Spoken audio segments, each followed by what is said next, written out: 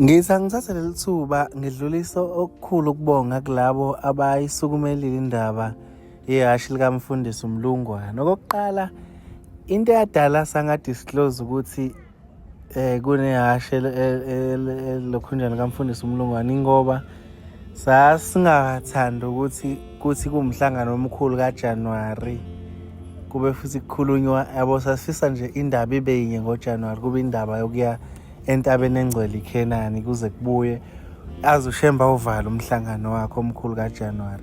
So ngithi angithathe ithuba ngibonge kulaba abayisukumele phezulu indaba yokuthi kulandwe ihhashi likaMfundisi uMlungwana. I-quotation yokuthi lilandwe phecelezi shipping ibe around 5,000 manje in the past 4 hours sekunikelwe iminikelo eyeqile 3,000, shuthi kusele just below u-2,000.